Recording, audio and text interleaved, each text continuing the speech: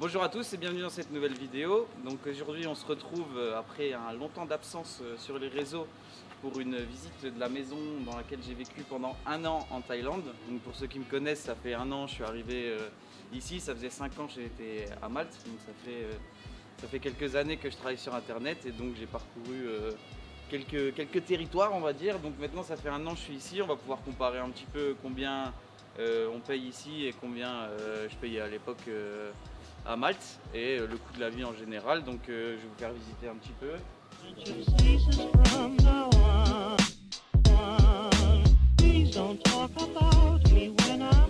Donc on se retrouve dans la partie jardin, donc qui est assez vaste parce qu'il faut savoir qu'on est en plein centre-ville d'une grosse ville, donc qui est Pattaya.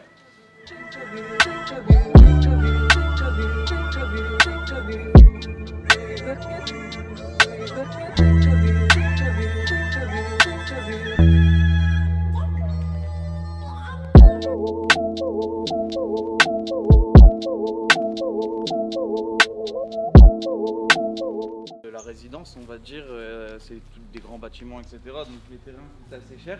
Ce qui fait que le loyer ici était un petit peu élevé quand même, on en perdra ce sujet en fin de vidéo. Là-bas on a un garage, bon au bout de 2 mois la porte elle s'ouvrait plus, le propriétaire n'a pas intervenu, comme vous pouvez le voir il s'occupe pas forcément bien de la propriété, c'est de la location et je pense qu'à la base il faisait genre du Airbnb ou autre. Mais clairement, quand on lui demande d'intervenir sur des petites choses, etc., il n'y a aucun travaux qui sont faits. Donc à ce niveau-là, c'est pas top. À Malte, c'est un peu plus réactif. Après, ça dépend de l'expérience de chacun. Mais globalement, vous voyez, on a un grand terrain sur ce côté-là. Derrière la maison, bon, ça sert à rien d'y aller, mais il y a encore un petit carré de jardin équivalent à cette taille-là. Et ça fait le tour de la maison.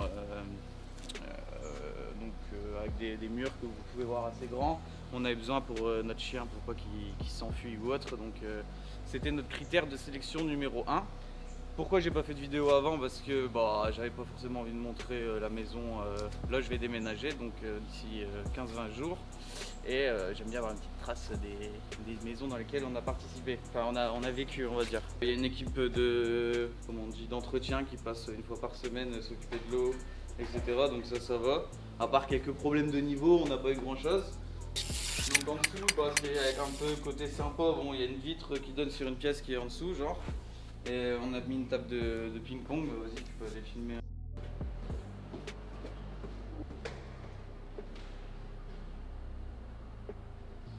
Ici on peut retrouver le coin gaming on va dire, c'est pour ça un petit peu que j'étais absent des réseaux sociaux depuis 4-5 mois voire plus. J'ai passé pas mal de temps sur un serveur GTA RP, enfin bref je vais pas m'étaler. Mais vous retrouvez ici la pièce principale, salon, à la base le canapé. Bon le canapé moi j'aime pas trop mais pour le chien c'est pas si mal parce que sinon il risque de faire quelques dégâts, télé, machin. Là-bas il y a un toilette. Donc la maison elle est un peu en long comme ça, vous avez ici la pièce à manger etc. dans la maison. Donc là-bas vous retrouvez notre chambre, on va pas la faire en entier mais vous allez avoir une entrée avec la cage du chien. Donc, là c'est la master, la Rolls Royce des cages. Dès qu'on est absent le chien il va là-dedans, comme ça il n'y a aucun problème. Mais bon après c'est sympa d'avoir l'accès comme ça sur le jardin etc. Là-bas il y a une petite salle de bain, une douche, une baignoire. Et là-bas vous avez 2 chambres d'amis. Donc les deux globalement c'est exactement la même chose, hein. C'est un lit double et une petite salle de bain. On peut vous montrer rapidement. Voilà quoi. Et c'est une douche, toilette, l'ingénierie avec la porte là c'est pas, on n'est pas sur de la grande qualité mais bon voilà. Les 2 chambres sont comme ça. Donc globalement ce qui est bien dans cette maison, pour nous c'était le jardin, les grands murs, etc. On va pouvoir s'asseoir là je pense tout simplement. Les désavantages on va dire c'est que de la Thaïlande il y a beaucoup de choses qui sont très vieillottes, c'est très peu moderne et ici ça n'a pas été forcément bien entretenu. Donc la maison elle est mal isolée, les clims elles sont vieilles et ce qui fait qu'on a des factures d'à peu près 300 € d'électricité par mois vu qu'on reste pas mal à la maison. Donc qui est extrêmement cher surtout pour la Thaïlande, sachant que si on était juste nous deux, il y a des appartements à 200-250 €, bon c'est tout petit hein, mais vous avez une petite chambre, machin, une petite cuisine, la piscine, la salle de sport en commun. Nous, on paye ici le loyer est de 1 500 €, donc ce qui est assez cher pour la Thaïlande, on va pas se le cacher. Bah, après, le terrain est très grand, on est en centre-ville, on est à moins de 300 mètres de la plage, donc ça va, mais je trouve ça quand même un petit peu cher. Et si on rajoute à ça les charges, donc l'électricité plus l'eau, donc l'eau on va dire 70 € par mois, c'est quand même du 1800-1900 €. Quand je suis parti de Malte, que je cherchais une maison, je me suis dit si ça allait être moins cher. Bon, à Malte, bon, j'ai fait un peu de tous les prix. On est monté extrêmement haut, mais pour comparer, on avait une villa à Saint-Paul-Bay, vous pouvez retrouver dans les précédentes vidéos, là c'est quand je suis dans le jardin, enfin bref. Et je payais à peu près 4 000 € charges incluses pour une superficie qui était à peu près similaire. Mais c'était très très isolé. Là on est en plein centre-ville et ça me revient à 1008 pour bon, quelque chose d'un peu moins moderne mais avec une surface similaire. Donc c'est moins cher, oui, mais je trouve ça encore un petit peu plus cher. Enfin un peu cher par rapport à ce qu'on pourrait trouver. Donc j'ai commencé à guetter un petit peu sur la marketplace. Donc là ça faisait 1 an que je suis arrivé, j'avais fait 3 visites, j'ai accepté direct. Et pour vous donner une idée, un peu plus loin, donc c'est quand même dans la ville, mais genre à 10 minutes d'ici, une maison complètement moderne, de la même taille, mais avec un jardin plus petit et sans la piscine. Enfin, il y a une piscine commune au bout des 3-4 maisons, quoi, et une petite salle de sport. On paye 500 € de moins, donc 990 avec les services inclus, le jardinage. C'est tout le jardinage d'ailleurs. Et donc la piscine elle fait quand même une sacrée diff. Après je pense que c'est l'emplacement aussi. Il faut se rappeler que Pattaya c'est une ville qui est assez énorme en Thaïlande. Je sais pas si c'est la 2e ou 3e plus grosse ville, mais en tout cas j'ai été assez surpris en arrivant. Je m'attendais pas, je m'étais pas tant renseigné que ça sur la ville.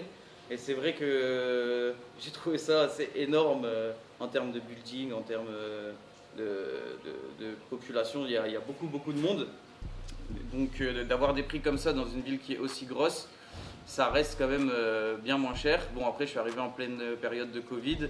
Là le propriétaire a choisi de ne pas nous renouveler dans le logement. À mon avis c'est pour monter les prix parce qu'il y a énormément de touristes qui arrivent sur la Thaïlande puisque les restrictions ont été vachement baissées.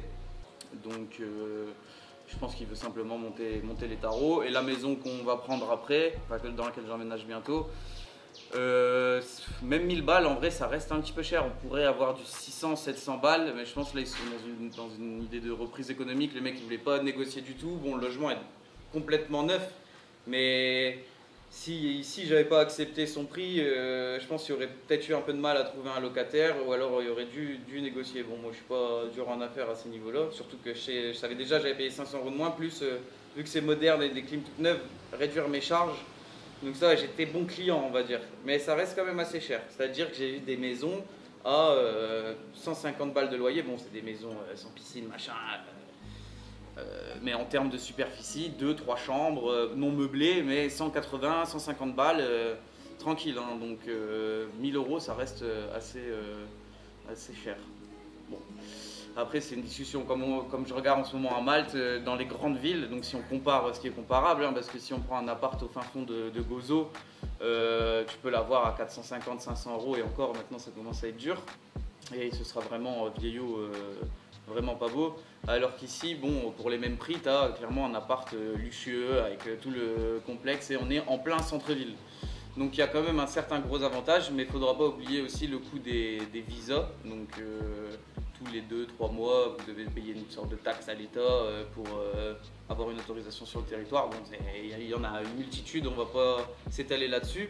Mais globalement, si vous ne faites pas attention à ces coûts-là et que vous prenez un loyer similaire à ce que vous payez avant ici pour step up de fou, faites quand même attention à certains coûts de la vie qui peuvent arriver vite pour n'importe quoi, que ce soit vos mutuelles santé, que ce soit, bon nous on a des animaux, que ce soit en cas de déménagement vous devez donner des cautions supplémentaires ou autres, les visas, etc., etc. Si vous faites beaucoup la fête, vous pouvez être vite surpris du coût de la vie en Thaïlande, donc venez pas dans l'espoir d'économiser le moindre euro. Si vous voulez vivre, je veux dire pour vraiment pas cher, vous pouvez le faire. Mais si vous ne faites pas attention, ça peut aller très vite. Donc il y a certaines idées reçues comme quoi ici tout ne coûte rien, c'est pas le cas quoi. Donc, moustique. Bon, un autre désavantage de la Thaïlande, mais il y en avait aussi à Malte. Donc voilà, concernant nos activités, donc nous on fait toujours la même chose, on travaille toujours sur internet. J'ai juste pris beaucoup de temps pour jouer aux jeux vidéo ou autre. Ici on s'est retrouvé un peu face à nous-mêmes, on va dire. À Malte on était beaucoup entourés, on faisait beaucoup la fête. Ici c'est bien plus calme, donc je passe beaucoup plus de temps chez moi, mais c'est vrai que les réseaux sociaux j'ai un petit peu délaissé. Donc l'objectif ce serait quand même de faire un retour, on va dire, sur les réseaux, de créer du contenu, hein, parce qu'on va pas se le cacher, ça reste un des métiers sur le long terme les plus lucratifs.